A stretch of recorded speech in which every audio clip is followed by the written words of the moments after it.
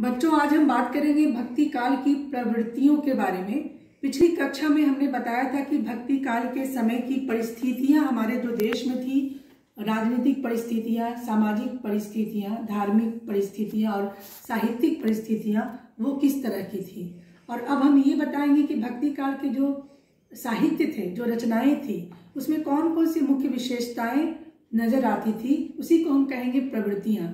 सबसे पहली बात थी कि भक्ति की प्रधानता उस काल के कवियों के साहित्य में पाई गई। यानी जो भी भक्ति काल के कवि थे, उन्होंने जो कुछ भी लिखा, उसमें जो एक मुख्य विषय था जो कि सबों में था, वो है भक्ति, ईश्वर के प्रति भक्ति, ईश्वर के प्रति प्रेम। और ये बात हर किसी की रचना में दिखाई दी।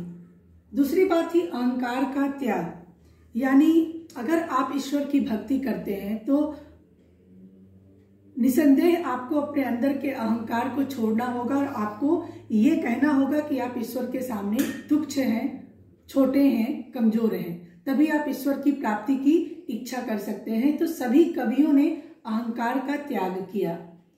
तीसरी बात है गुरु को सर्वोपरि स्थान दिया गया। गुरु गोविंद दो खड़े काके लागू पाए, ये सारी रचनाएं जो थी इस तरह की, वो उसी काल में लिखी गई। कबीरदास, रहीमदास, तुलसीदास, सबों ने अपनी रचनाओं में, अपने ग्रंथ में गुरु को भगवान से भी ऊपर का दर्जा दिया। चौथी बात है कि मन के भावों की अभिव्यक्ति कवियों ने की।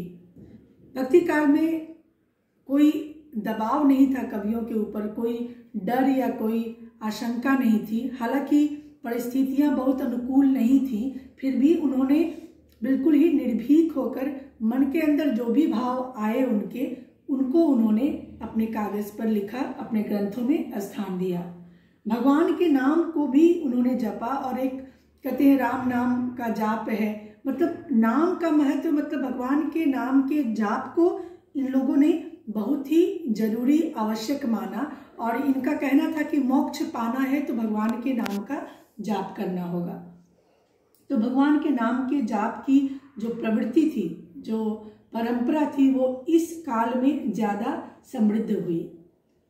शील और सदाचार का महत्व भक्ति काल में, चूंकि ईश्वर की बात थी, भक्ति की बात थी, तो एक अच्छे आचरण पर भी बल दिया गया, संस्कार पर बल दिया गया, बड़ों का सम्मान करने पर बल दिया गया, सच्चाई, ईमानदारी, परोपकार, सहिष्णुता, समन्वय, ये सारी बातों पर भी बल दिया गया।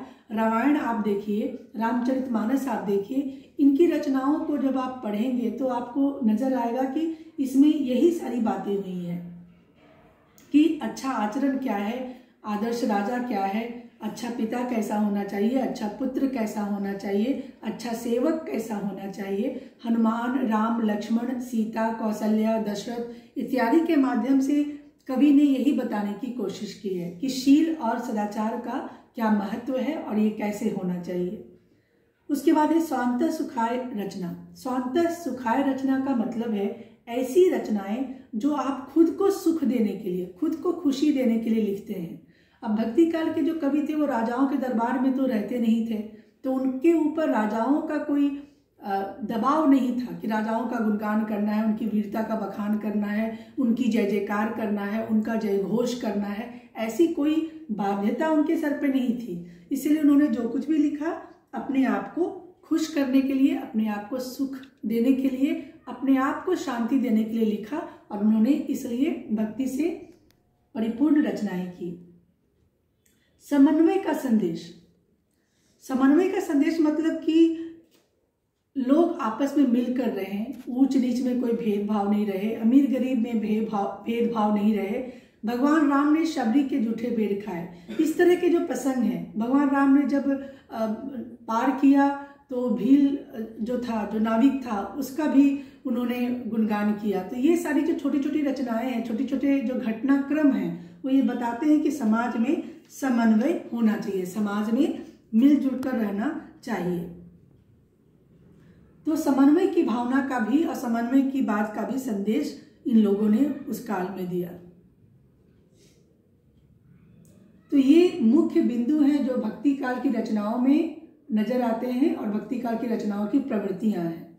धन्यवाद।